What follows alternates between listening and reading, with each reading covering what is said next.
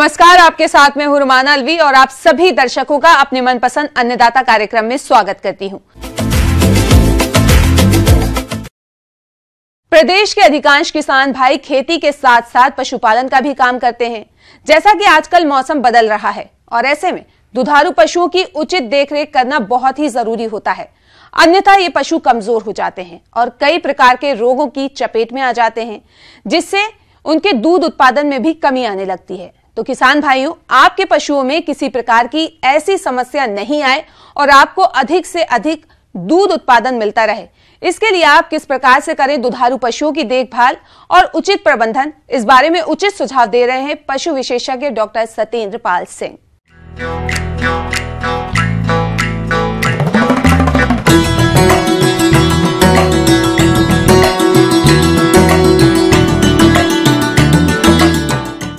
गर्मी के मौसम में दुधारू पशुओं की विशेष देखभाल की जरूरत होती है, क्योंकि बेहद गर्म मौसम में जब वातावरण का तापमान 42 से 48 डिग्री सेल्सियस तक पहुंच जाता है और गर्म लू के थपेड़े चलने लगते हैं, तब पशु दबाव की स्थिति में आ जाते हैं। इस दबाव की स्थिति का पशुओं की पाचन प्रणाली और दूध उत्पादन क्षमता पर उल्टा प्रभाव पड़ता है। गर्मी में नवजात पशुओं की देखभाल में थोड़ी सी भी लापरवाही उनके भविष्य की शारीरिक वृद्धि, स्वास्थ्य, रोग प्रतिरोधी क्षमता और उत्पादन क्षमता पर कुप्रभाव डाल सकती है। सबसे पहले जो जरूरी चीज है कि इस समय आप देख रहे हैं कि हमारी ज्यादातर गाय या भैंसें गर्भवती हैं और गर्भवती भैंस की गाय का जो प्रबंधन है वो प्रबंधन अन्य जो सामान्य भैंस होती हैं उनसे अलग हो जाता है। गर्मी के मौसम में पशुओं को उचित प्रबंधन कर उन्हें गर्मी से बचाया जाए। इसके लिए पशुओं को सूर्य की सीधी किरणों से बचाना चाहिए, उन्हें छायादार स्थान पर रखना, दिन में 2 से 3 बार नहलाना चाहिए और गाय व भैंसों के आवास गृह में स्प्रिंकलर या फुव्वारे का प्रबंधन करना चाहिए। दुधारू पशुओं के आवास में कूलर या पंखा लगाएं, इससे आवास के अंदर गर्मी कम होती है। लू से नवजात पशुओं को बचाने के लिए नवजात पशुओं को रखे जाने वाले आवास की खिड़कियों और रोशनदानों में पर्दा लटका देना चाहिए। देखने में आता है कि बहुत सारे जो हमारे गर्भवती गाय भैंस होते हैं वो दुग्ध उत्पादन भी कर रहे होते हैं और गर्भ से भी होते हैं, खासकर जो 3 महीना से ऊपर का जो हो जाते हैं। तो ऐसे पशुओं को सबसे जरूरी बात है वो है आहार प्रबंधन की। ऐसी गर्भवती पशुओं को हमें 2 तरीके से डबल आहार देने की जरूरत है। पहला आहार तो उनको जो है संतुलित जो आहार हम दे रहे हैं, पहला आहार तो दुग्ध उत्पादन के आधार पर हमको देना है। साथ ही साथ उसकी जो गर्भ रक्षा के लिए हमें उसे अतिरिक्त आहार देने की जरूरत होती है। जैसा कि हम सभी किसान पशुपालक भाई जानते हैं कि जो हमारी दुधारू भैंस है उसको दुग्ध उत्पादन पर 2.5 किलो 2.5 केजी संतुलित आहार की आवश्यकता होती है। गाय को 3 किलो दूध पर 1 किलो संतुलित आहार की आवश्यकता होती है। दूध के आधार पर हम जितना दूध दे रहे हैं उसके आधार पर इसकी गणना हम कर लेंगे। साथ ही साथ अतिरिक्त रूप से हम अपने गर्भवती पशु को 1.5 से लेकर 2 केजी तक अतिरिक्त जो गर्भ रक्षा के लिए अतिरिक्त आहार देने की हमें जरूरत है। आहार में समुचित प्रोटीन, ऊर्जा, खनिज तत्व तथा विटामिन का समावेश करें, जिसमें अवयवों की मात्रा गेहूं का चोकर 20 किलोग्राम, मक्का 15 किलोग्राम, खली 25 किलोग्राम, चावल की पालिश 20 किलोग्राम, अरहर की चूरी 10 किलोग्राम, मूंग की चूरी 5 किलोग्राम, मिनरल मिश्रण 4 किलोग्राम और 1 किलोग्राम नमक मिलाकर दाना बना लेना चाहिए। उत्तम गुणवत्ता का हरा चारा दिन में थोड़ा थोड़ा करके खिलाना चाहिए या पशु को सुबह और शाम चारा देना चाहिए और पशुओं को स्वच्छ तथा ठंडा पानी पीने के लिए उपलब्ध कराना चाहिए। सबसे जो ध्यान देने वाली बात है कि हमारे जो पशु होते हैं, जो हमारे नवजात लवारे होते हैं, उनके पेट में कीड़े बहुत होते हैं और जो खुराक हम पशुओं को खिलाते हैं उस खुराक का लगभग 40 से 45% हिस्सा जो अंत्य परजीवी होते हैं, जिन्हें हम एंडोपैरासाइट्स बोलते हैं, वो खाए जाते हैं। इसलिए गर्भ ठहरने के 5वें महीने बाद हम अपने पशुओं को, जो हमारे गर्भवती पशु हैं, उन्हें उनके शरीर भार के अनुसार जो गाय है चाहे भैंस है, उसी समय हम पेट के कीड़ों की दवा, अंत्य परजीवी की दवा उसको हम खिला दें। उस चक्र को तोड़ देगा और इस तरीके से हमारे जो बच्चे के अंदर जो अंत्य परजीवियों का चक्र चल रहा है उसे पूरी तरह से खत्म करके उनसे बचाव करेगा। इसके बाद हर 4 महीने के अंतर पर शरीर भार के अनुसार पेट के कीड़ों की दवा देते रहेंगे तो निश्चित रूप से लाभ मिलेगा। 3 महीने तक आपको भैंस का दूध, गाय का दूध पिलाना है। उसके बाद धीमे धीमे आप हल्के फुल्के चारे दाने पर ले आइए, बच्चे का वजन बढ़ता रहेगा और बच्चा स्वस्थ रहेगा।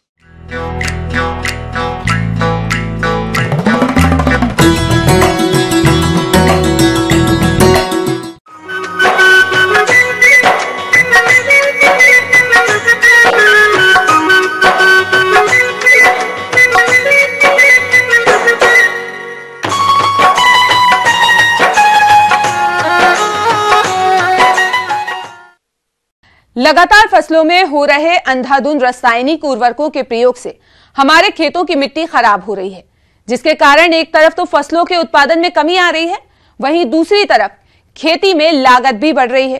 तो क्या है इस समस्या का कोई समाधान? जी हां, किसान भाइयों, अगर आप फसलों की बुआई करने से पहले कुछ प्रबंधनों को अपनाते हैं तो इस तरह की समस्या से बच सकते हैं। इस बारे में जानकारी दे रहे हैं विषय विशेषज्ञ पवन कुमार शर्मा।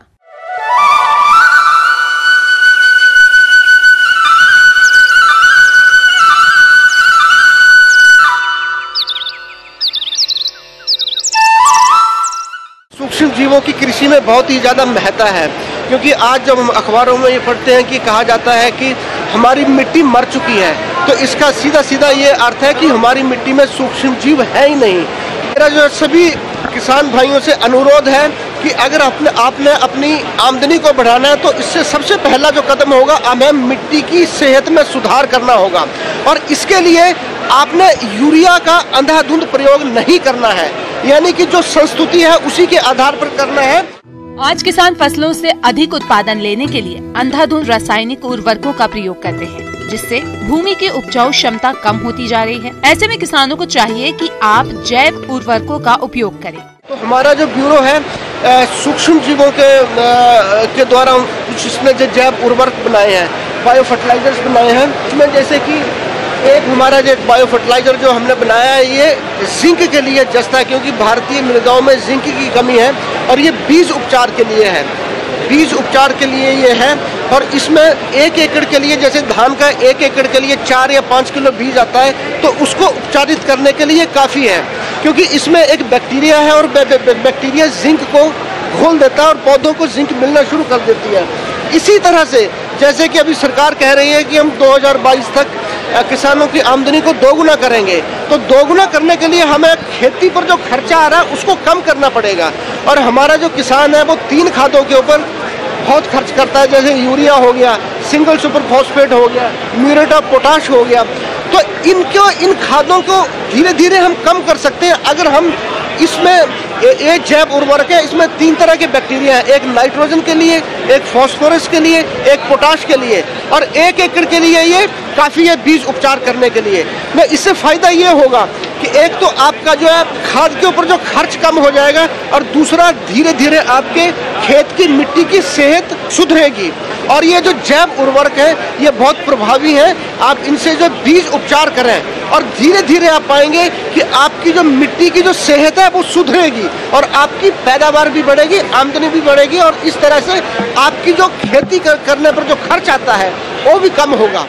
इसके अलावा भी किसान भाइयों और भी कई तरह के कल्चर जैसे राइजोबियम, BSB इत्यादि उपलब्ध हैं, जिनसे आप पौध उपचार, बीजोपचार कर सकते हैं और कीट रोगों के नियंत्रण के लिए भी फसलों पर जैविक रोग व कीटनाशियों का उपयोग कर सकते हैं। अगर हमें कोई इसकी मांग करता है तो हम उसको ये मुहैया करवा सकते हैं, इसको हम ताज़ा इसको तैयार करते हैं और ये किसानों को हम दे रहे हैं, और किसान इसका प्रयोग भी कर रहे हैं, और किसानों की प्रतिक्रिया इसके बारे में बहुत अच्छी रही है।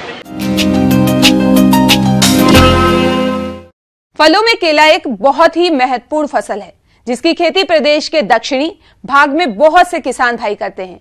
लेकिन इस फसल में कभी कभी कीट और रोगों का प्रकोप हो जाता है, जिसके कारण केले के पौधे और फल प्रभावित होते हैं और केले की फसल में उपज बहुत ही कम मिल पाती है। इसलिए आप केले में लगने वाले कीट और रोगों के लक्षणों को पहचानें और उचित समय पर इसका निदान करें। लेकिन इसकी पहचान कैसे करें और इसके नियंत्रण के लिए कौन कौन से उपाय अपनाएं, आइए जानते हैं डॉक्टर अभिमन्यु यादव से।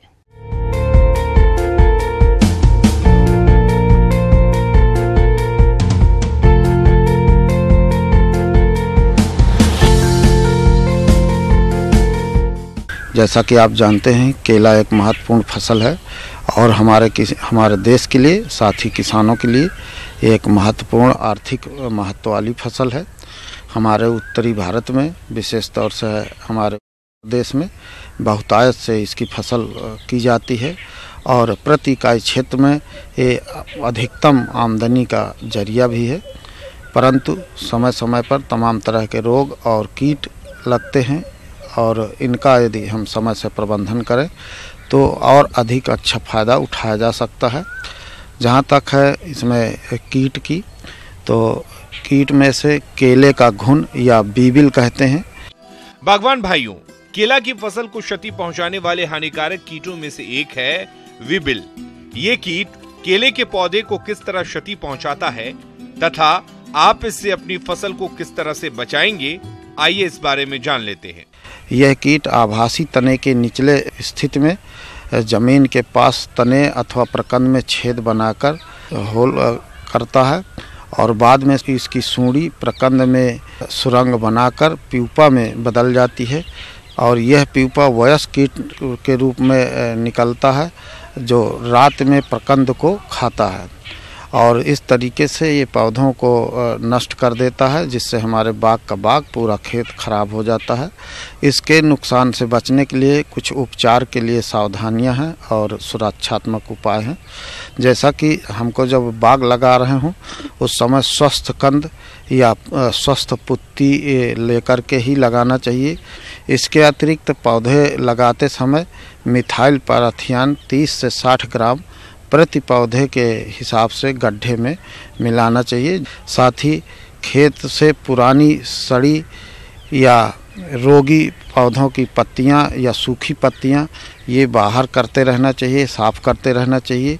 साथ ही प्रकोप अधिक होने पर इसमें 1 मिलीलीटर फास्फेमिडान नामक दवा 2 लीटर पानी में घोल बनाकर छिड़काव करना चाहिए, जिससे इस कीट का प्रकोप कम होता है और रोकथाम होती है। इसके अलावा जो दूसरा कीट लगता है वो बनाना बीटिल के नाम से जानते हैं। ये लाल भूरे रंग के छोटे आकार के भृंग होते हैं जो मुलायम पत्तियों को खुरच करके खाते हैं, जिसमें पत्तियों की वृद्धि रुक जाती है और इसका जो प्रकोप होता है वो मार्च अप्रैल से लेकर अक्टूबर तक रहता है।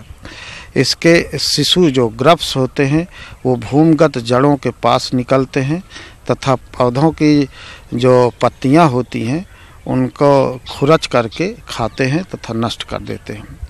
ऐसे समस्या से बचने के लिए ज़रूरी है कि पहले तो हम अपने जो बाग हो केले का वहाँ की साफ़ सफाई रखें। दूसरा ये है कि मोनोक्रोटोफास एक दवा आती है जिसकी 1.25 मिलीलीटर अथवा क्यूनालफास 2 मिलीलीटर मात्रा प्रति लीटर पानी में घोल बनाकर छिड़काव करना चाहिए। या दूसरी जो अन्य दवाइयाँ आती है उनमें से आती है 3 से 4 ग्राम कार्बोफ्यूरान या फोरेट टनजी, जिसकी 2 ग्राम मात्रा प्रति पौधे के हिसाब से तनों के आसपास मिट्टी में मिलाना चाहिए। इस तरीके से हम ये कीट का प्रबंधन आसानी से कर सकते हैं। जहाँ तक बीमारियों के संबंध में है, बीमारियों में एक मुख्य बीमारी होती है उकठा रोग, जिसको पानामा बिल्ट के नाम से भी जानते हैं और इस रोग का आक्रमण पौधों की किसी भी अवस्था में हो सकता है। जैसा कि आप जानते हैं कि इस रोग के कारण से कुछ प्रजातियों की पत्तियां पीली पड़ जाती हैं, परंतु कुछ प्रजातियों की पत्तियां पीली नहीं पड़ती, परंतु रोगी पौधों की जो पत्तियां होती हैं पर्णवृंत से लटक जाती हैं और बाद में सूखकर गिर जाती हैं या सूख जाती हैं। पत्तियां पर्णवृंत अथवा तने काटने पर संवहन ऊतक जो अंदर का जो भाग होता है या उसको कह सकते हैं कि अंदर का जो तना होता है वो सड़ा हुआ होता है और तने के अंदर ही सड़ी मछली की जैसे दुर्गंध आती है। ये विशेष लक्षण होते हैं और इस बीमारी को प्रबंधन करने के लिए ज़रूरी है कि खेत में हम उचित जल निकास रखें तथा रोग रहित सर्कस लगाएं। रोपाई से पूर्व 1 किलोग्राम ट्राइकोडर्मा पाउडर 25 किलोग्राम सड़ी गोबर की खाद के साथ मिला करके और 1 एकड़ खेत में इसको फैला दें। इसके अलावा यदि खड़ी फसल में ये समस्या हो तो प्रति पेड़ के हिसाब से यही ट्राइकोडर्मा पाउडर और गोबर की खाद के मिश्रण को मिलाना चाहिए। इसके अलावा लक्षण दिखाई देने पर कार्बेंडाजिम एक रसायन आता है जिसकी 1 ग्राम मात्रा 1 लीटर पानी में घोल बनाकर छिड़काव किया जाए तो ये बीमारी का प्रबंधन हो जाता है। इसी तरह से जो तीसरी समस्या होती है बंची टॉप या शीर्ष गुच्छा रोग होता है। बागवान भाइयों, केला की फसल में लगने वाले घातक रोगों में से एक है बंची टोप रोग। ये रोग केला की फसल में किस कारण से होता है तथा आप इसकी पहचान कर किस तरह से करेंगे प्रबंध, आइए जानते हैं। और यह बीमारी विषाणु के कारण से होती है। पौधों के जो शीर्ष पर गुच्छे के रूप में पत्तियां इकट्ठा होकर के दिखाई देने लगती हैं और पौधे छोटे रह जाते हैं। जहां पर ये समस्या होती है, जिन पौधों पर, उनमें फल कम लगते हैं या नहीं लगते हैं। साथ ही पत्तियों में हरिमाहीनता हो जाती है एवं पर्ण कुंचन के लक्षण दिखाई देते हैं। अगर इस रोग का प्रबंधन करना है तो इसमें भी बहुत ज़रूरी है कि हम रोग रहित जो कंद लगाएं। और एफिड, चूँकि इस बीमारी का जो प्रसार होता है या संचरण कहते हैं, वो एफिड के माध्यम से होता है, इसलिए रोगी पौधे दिखते ही पौधों को उखाड़ करके गड्ढे में दबा देना चाहिए तथा इस कीट को मारने के लिए रोगार या मेटासिस्टाक्स 2 ml दवा 1 लीटर पानी में घोल बनाकर छिड़काव करना चाहिए। तो इस समस्या का भी प्रबंधन हो जाता है। यदि किसान भाई इस तरीके से अपनी केले की फसल का प्रबंधन करेंगे तो निश्चित रूप से उनको और अधिक लाभ मिलेगा।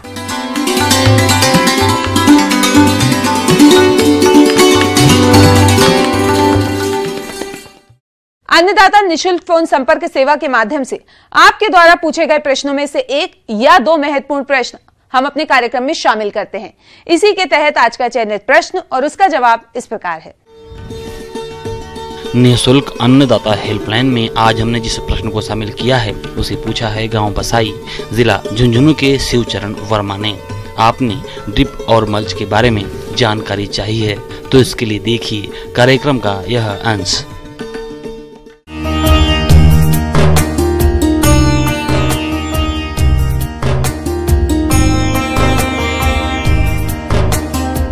मैं आज आपको ड्रिप इरिगेशन और मल्चिंग के बारे में और इसकी सिंचाई, इसकी आपको सब्जी की खेती और फल की खेती में क्या उपयोगिता है, इसके बारे में हम आज को बताने जा रहे हैं।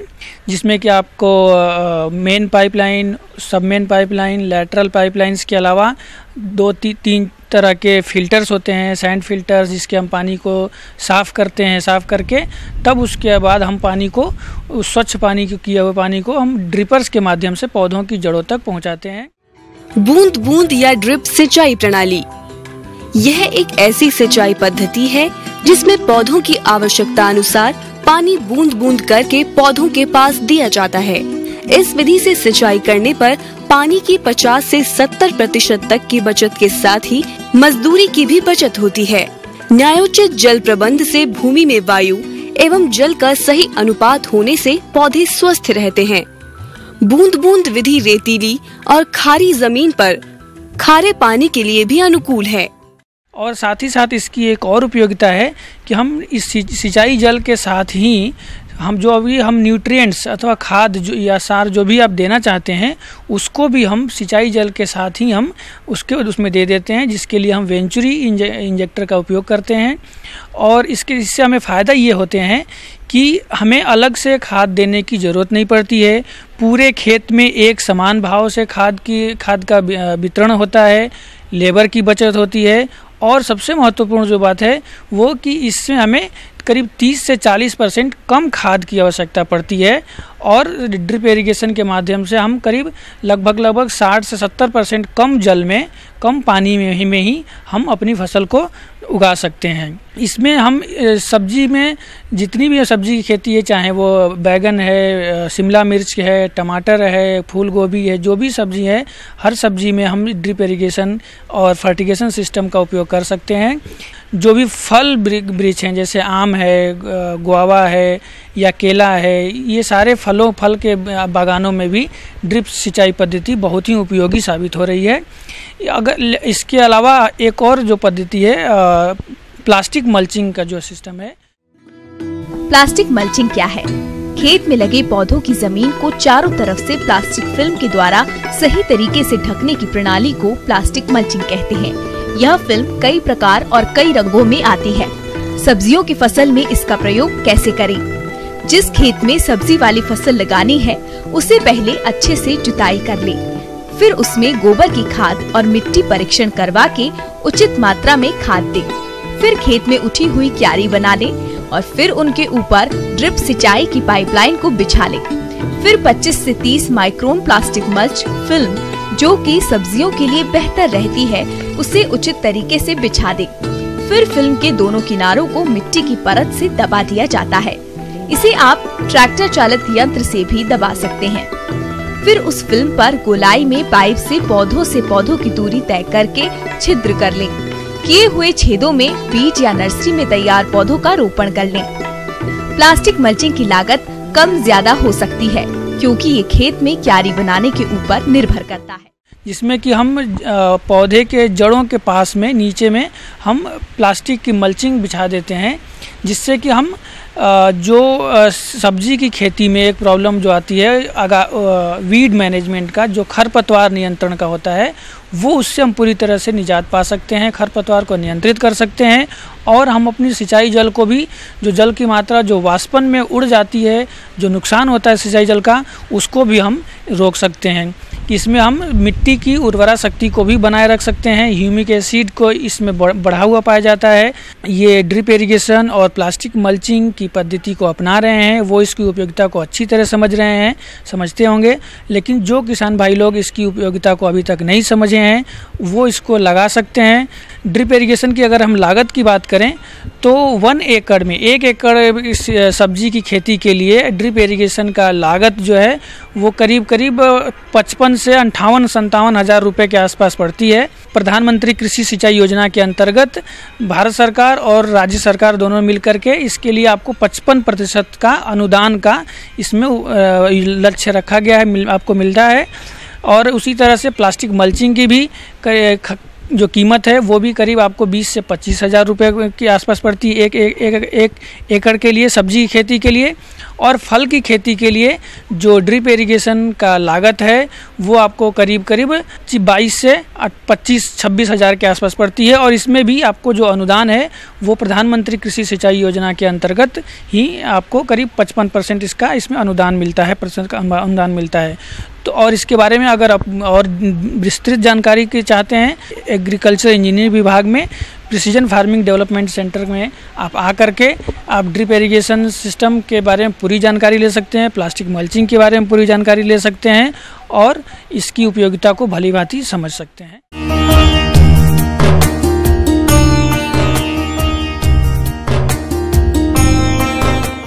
हम ये उम्मीद करते हैं कि आज का कार्यक्रम आप सभी दर्शकों के लिए उपयोगी रहा होगा। किसान भाइयों, अन्नदाता आपकी सेवा के लिए संकल्परत है। कृषि संबंधी समस्या एवं सुझावों के लिए आप हमें ईमेल कर सकते हैं। हमारा ईमेल एड्रेस है p18annadatarajasthan@nw18.com। इसके अतिरिक्त आप हमें निशुल्क हेल्पलाइन नंबर 180041922155 पर सोमवार से शनिवार सुबह 10 से शाम 4 बजे के बीच संपर्क कर सकते हैं। किसान भाइयों, अब समय हो रहा है आपसे विदा लेने का, तो हमारी अन्नदाता टीम को दीजिए इजाजत। कल फिर सुबह 6 बजे आपसे मुलाकात होगी कृषि संबंधित कुछ और महत्वपूर्ण जानकारियों के साथ। नमस्कार।